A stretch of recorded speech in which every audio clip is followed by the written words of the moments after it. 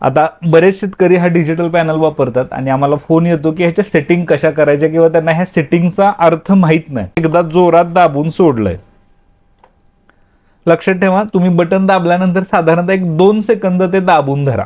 आता आपली motor 5 HP ची 10 एम्पियर करंट घेते, तर मी आता काय करतो, हे 14 एम्पियर सेट करतो की बाबा काय करणार ना, 3 फेज मध्ये माझ्या मोटरचं एम्पियर 14च्या वर गेलं तर बंद व्हावं. शेतकरी मित्रांनो नमस्कार, मी युवराज बागल, काईट हायटेक पंढरपूर तर्फे आपलं स्वागत आहे.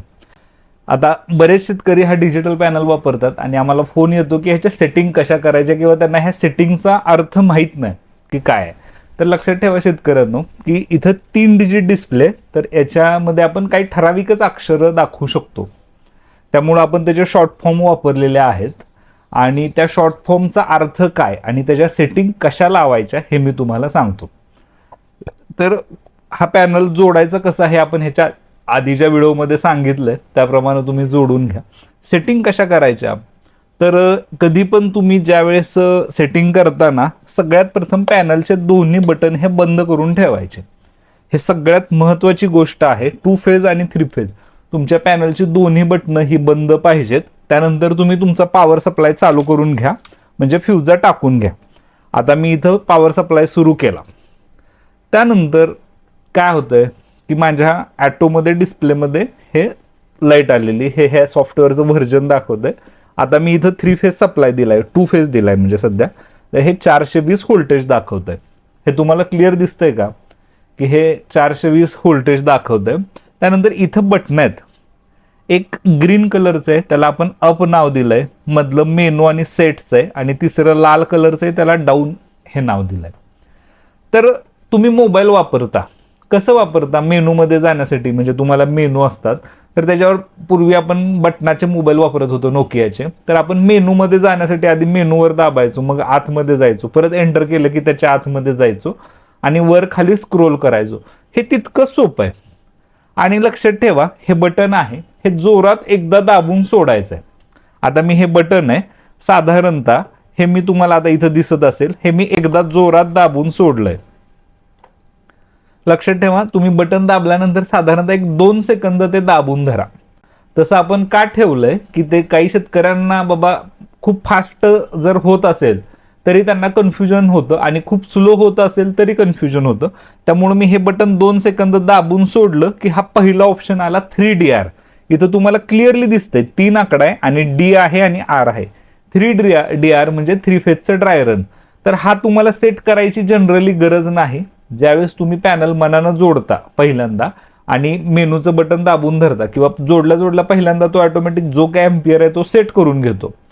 त्या व्यतिरिक्त जरी तुम्ही सेटचं बटन दाबलं मोटर सुरू झाल्यानंतर, तरीही तो जो काही मोटरचा एम्पियर आहे तो ऑटोमॅटिक लक्षात ठेवतो आणि त्याच्यानुसार हा मनानं आकडा हा सेट करून घेतो.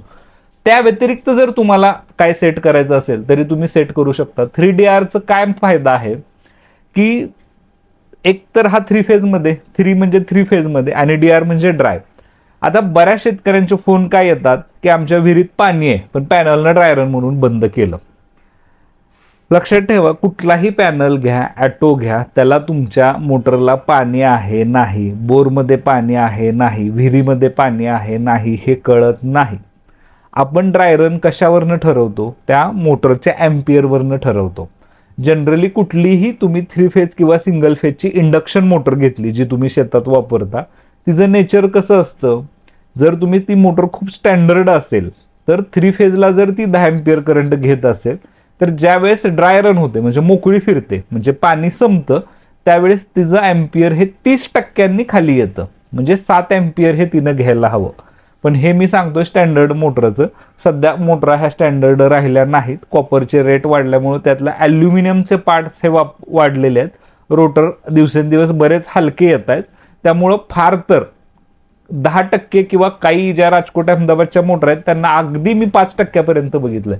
म्हणजे पाणी मारताना जर 10 घेत असेल तर पाणी संपल्यावर 9.5 सुद्धा घेतात. त्या इतकं कमी एम्पियर फरक राहतो. पण जर ज्या काही ब्रँडेड मोटर आहेत ह्याच्यामध्ये बराच एम्पियरचा फरक होतो. तर तुम्हाला एक ओघमपणे म्हणजे लक्षात ठेवायचं आहे. आता इथे तुम्हाला मोटरचं ह्या डिस्प्लेवर व्होल्टेज आणि एम्पियर दिसतं, तुम्हाला एकतर ही सेट करायची गरजच नाही. जर तुमच्या मोटरचं असं काहीतरी ऑड असेल की बाबा ड्राय रन म्हणजे पाणी असताना पण बंद होत असेल किंवा पाणी संपल्यानंतर पण बंद होत नसेल, तर तुम्हाला फक्त पाणी असतानाचा एम्पियर आणि पाणी संपल्यावरचा एम्पियर हे लक्षात ठेवायचं आहे. फॉर एक्झाम्पल, पाणी मारताना माझी मोटर 10 एम्पियर करंट घेते आणि पाणी संपल्यावर 8 एम्पियर घेते, तर मी काय करणार, मी ह्या 3DR मेनूमध्ये जाणार. आता हा बायपास आहे, मी हे आकडा वाढवत वाढवत जाणार. डाऊनचं बटन दाबलं की हा आकडा वाढत जातोय. आता मी काय सांगितलं, पाणी मारताना 10 एम्पियर घेते, पाणी संपल्यावर 8 एम्पियर घेते, तर मी इथं 8.1 हा एम्पियर सेट केलं. आता हे 8.1 सेट केलं म्हणजे काय झालं की त्यानं ते 8.1 एम्पियर लक्षात ठेवलं. कधीही मोटर चालू झाली, पाणी संपलं, 8.1च्या एम्पियरच्या खाली गेलं की हा ड्राय म्हणून मोटर बंद करणार. लक्षात ठेवा, हा आकडा डिटेल्डमध्ये सेव्ह म्हणजे सेट करणं का गरजेचं आहे. काही शेतकरी आता सेम की बाबा व्होल्टेज जर कमी जास्त खूप जास्त वाढत असेल तरी मोटरचं एम्पियर कमी होतं किंवा खूप कमी आलं तर वाढतं. त्यामुळं तुम्ही हा आकडा सेट करा. त्यानंतर 3OL. आता याच्यामध्ये कुठं रिले आहे का हो, नाही आहे, तर हा ॲटोच रिलेचं पण काम करतो. आता रिलेचं काम काय आहे की बाबा तुम्ही जर रिले हा 13वर ठेवलाय आणि मोटरनं जर 13च्या पेक्षा जास्त एम्पियर घेतलं तर ते रिलेचं बंदचं बटन अडकून मोटर तुमची बंद होऊ शकते. पण सिंगल फेजला प्रॉब्लेम काय आहे, 3 फेजचा एम्पियर वेगळा आहे, 2 फेजचा एम्पियर वेगळा आहे. तर हे 3OL काय करतं की 3 फेजचा ओव्हरलोड म्हणजे त्या एम्पियरच्या वर एम्पियर गेलं तर तो बंद करतो. मग आता मी काय करणार, मेनूमध्ये जाणार परत एकदा, कारण आपण जास्त वेळ बटन दाबलं नाही तर ते मनानं बाहेर आलं. लक्षात ठेवा, 3DR, त्यानंतर येतं ते 3OL म्हणजे 3 फेजचं ओव्हरलोड. आता आपली मोटर 5 HP 10 एम्पियर करंट घेते, तर मी आता काय करतो, हे 14 एम्पियर सेट करतो की बाबा काही कारणानं 3 फेजमध्ये माझ्या मोटरचं एम्पियर 14च्या वर गेलं तर बंद व्हावं. लक्षात ठेवा, तुम्ही जेवढं ॲक्युरेट आणि जेवढं जवळ सेट कराल ना तेवढा तुम्हाला जास्त फायदा होईल, तेवढं तुमची मोटर जळण्यापासून वाचेल. पण तुम्ही जितकं जवळ सेट कराल तितकं तुमचं ट्रिपिंगचा प्रॉब्लेम पण वाढेल. का तर थोडा जरी काही चेंज झाला व्होल्टेज एम्पियरमध्ये तर पॅनल बंद करेल. आपल्याला मोटर चालू ठेवणं हे पण महत्वाचं आहे आणि जास्त फरक पडला तर बंद राहणं, न जळणं हे पण महत्वाचं आहे. त्यानंतर तुम्हाला माहिती 2DR म्हणजे 2 फेजचं ड्रायर. आता मोटर जर 3 फेजमध्ये 10 घेते तर 2 फेजमध्ये 5 HP साधारणतः 19 एम्पियर घेते, तर त्यानुसार हे मी 14, 15 जे काय आहे 2 फेजचं ड्रायर हे मी इथं मानानं तुम्ही काय म्हणजे जसं तुम्हाला त्या मोटरची माहिती होईल तसं तसं तुम्ही ॲक्युरेट एम्पियर सेट करू शकता. पण एक अंदाजे पण तुम्ही सुरुवातीला सेट करू शकता, त्यानंतर तुम्ही कधीही ॲक्युरेट करू शकता. आता हे मी 2 फेजचं जे ड्रायरनचं एम्पियर आहे हे मी आता 15 सेट केलंय, म्हणजे 15च्या खाली गेलं की बंद होईल. त्याचप्रमाणे नेक्स्ट ऑप्शन आहे 2 फेजचं ओव्हरलोड. म्हणजे 2 फेजमध्ये जर 19 घेत असेल तर ओव्हरलोड हे मी 24-25 सेट करू शकतो. त्याच्यानंतर येतं हाय व्होल्टेज. खूप जास्त व्होल्टेज आलं तरी आपल्या मोटरला रिस्क आहे. साधारणतः हाय व्होल्टेजची तुम्ही 500-550 व्होल्टेज हे सेट करू शकता. त्यानंतर लो व्होल्टेज, खूप व्होल्टेज कमी आलं तरी आपल्या मोटरवर लोड जास्त वाढतं. जेवढं व्होल्टेज कमी येईल तेवढं मोटरचं एम्पियर घ्यायचं प्रमाण वाढतं. जेवढं मोटर जास्त एम्पियरवर चालेल तेवढी मोटर जळण्याची रिस्कही वाढते. त्यामुळे व्होल्टेज हा महत्त्वाचा पॅरामीटर आहे. लक्षात ठेवा, हाय व्होल्टेज आणि लो व्होल्टेज हे 3 फेजमध्ये बघणार नाही. ही फक्त सिंगल फेज मधली सेटिंग आहे की सिंगल फेजमध्ये बाबा खूप कमी व्होल्टेज आलं, ऑलरेडी आपण सिंगल फेजवर चालवतोय आणि खूप कमी व्होल्टेज आलं तर मोटर बंद राहावी. साधारणतः तुम्ही 340 वगैरे लो व्होल्टेज सेट करा, जेणेकरून 340च्या खाली व्होल्टेज आलं तर तुमची मोटर बंद राहावी. त्यानंतर पॉवर ऑन डिले POD. आता काही शेतकऱ्यांचं म्हणणं कसं आहे की आमच्या कनेक्टिंग मोटर आहेत आणि एक मोटर 1 मिनिटानं सुरू व्हायला पाहिजेत, एक मोटर 10 मिनिटानं सुरू व्हायला पाहिजे. तर तुम्ही इथं आत दाबलं तर हा सेकंदामध्ये टाइम डिले आहे, हा तुम्ही कमी किंवा जास्त करू शकता. 999 सेकंदपर्यंत म्हणजे अगदी 13-14 मिनिटापर्यंत तुम्ही पॉवर ऑन डिले हा सेट करू शकता. हा तुमच्या गरजेनुसार, बोरच्या खोलीनुसार हा तुम्ही ऑटोमॅटिक सेट करू शकता. पॉवर ऑन डिले झाल्यानंतर स्टार डेल्टा टाईम हा ह्या स्टार्टरला गरजेचा नाही. जो सेमी ऑटोमॅटिक स्टार डेल्टा येतो म्हणजे हायर HP ला, त्याला ही सेटिंग महत्वाची आहे. ड्युअलला ह्या स्टार्टरला ही सेटिंग करायची गरज नाही. टच टाईम, काही जणांचं म्हणणं काय असतं की हा जो टचचा कॉन्टॅक्टर आहे, कॅपॅसिटर आहे, हा जास्त वेळ जर टच दिला तर फ्यूज उडायची भीती असते सुरुवातीला. तर हा बाय डिफॉल्ट 11 सेकंद असतो. तुम्ही अगदी 1 सेकंद 2 सेकंद सुद्धा हा कमी करू शकता. टच टाइम तुम्ही कमी जास्त करू शकता, ऑन टाइम आणि ऑफ टाइम ही सगळ्यात महत्त्वाची सेटिंग आहे. आता आपण इतके दिवस बोलतोय की मोटर सिंगल फेजवर कंटिन्युअस चालवल्यामुळे गरम होते, जास्त एम्पियरवर चालते, तर तिला कुलिंगची गरजेचं आहे. तर तुम्ही ऑन टाइम 2 तास ठेवू शकता, ऑफ टाइम 10 मिनिट ठेवू शकता. सेम ऑफ टाइम सेट करायचा असेल तर तुम्हाला मेनूचं बटन दाबायचं. बाय डिफॉल्ट हा बंद आहे.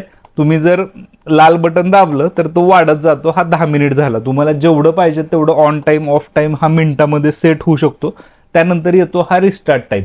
रिस्टार्ट टाइम काय आहे बाबा, की बऱ्याच शेतकऱ्यांचे उन्हाळ्यात बोर हे रिकामे म्हणजे पाणी संपतं.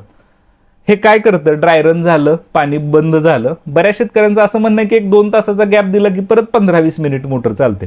तुम्ही रिस्टार्ट हा 2 तासाचा सेट करा. तुम्हाला तिथं जाऊन परत बटन दाबायची गरज नाही. हे लाईट आलं की मोटर चालू करणार, पाणी संपलं की बंद करणार, परत 2 तासाने ऑटोमॅटिक चालू करणार, परत पाणी संपलं की बंद करणार, परत 2 तासाने हा रिस्टार्ट टाइम सेट केला की चालू बंद हा करत राहतो. त्यानंतर काय येतं, SPP ही इम्बॅलन्सची व्हॅल्यू आहे. ही बाय डिफॉल्ट 70 राहू द्या, हिला हात लावू नका. रिव्हर्स फेज हे पण ऑन राहू द्या, जर वर्ण सिक्वेन्स कमी जास्त उलटा झाला.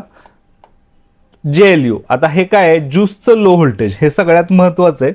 हा कॉन्टॅक्टर हे कंट्रोल करतं की वरून जर अचानक व्होल्टेज कमी आलं तर हा कॉन्टॅक्टर ऑपरेट होतो. हा किती व्होल्टेजला ऑपरेट करायचा आणि किती व्होल्टेजला बंद करायचा हे आपण ह्या JLU आणि JHU ह्या 2 आकड्यांनी सेट करू शकतो. आणि त्यानंतर इस्केप. इतकं सोपं हे जर सेटिंग आहे. परत एकदा सांगतो, सेटिंग करण्यासाठी दोन्ही बटन बंद ठेवा. मेनूचं बटन तुम्हाला 2 सेकंद चांगलं दाबून धरायचं आहे. त्यानंतर तुम्ही मेनूमध्ये जाऊ शकता.